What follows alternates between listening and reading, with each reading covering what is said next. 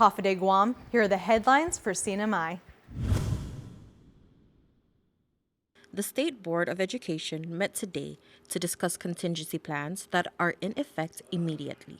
All CNMI public schools of Saipan, Tinian, and Rhoda will be suspending classes, extending the class suspension until March 30.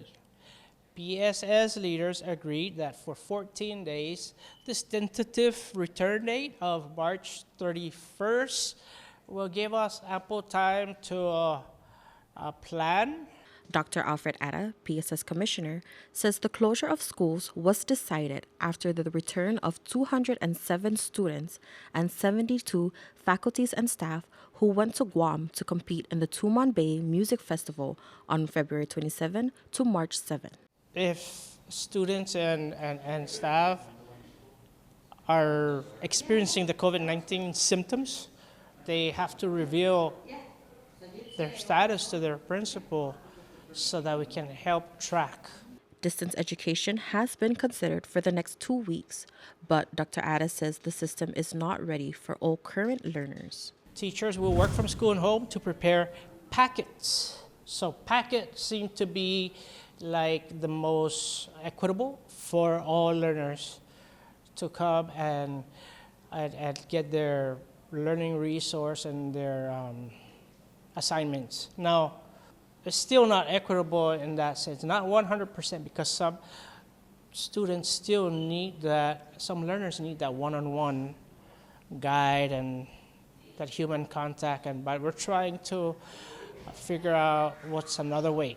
Other key items discussed was the child nutrition program that will be stopped until further notice. Chairperson of the board, Janice Tenorio, addresses the matter. I know there was a big concern in regards to the food service, feeding the children. It's not about the resources and the money and whatnot, but it's actually to avoid social gathering and the food walkers to the villages. And it applies to all island and Saipan Road and Tinian. As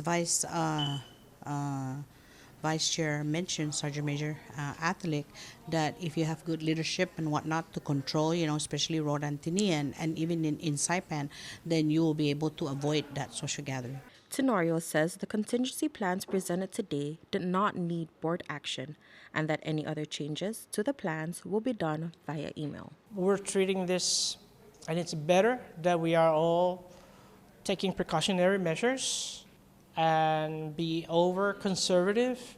I rather that we are safe than to take the risk. So any social gathering, try to minimize it as possible. Social distancing is the key now to combat this virus. I'm Sally Limis for KSPN News. For more news, visit saipantv.com. For KSPN2 News, I'm Ashley McDowell.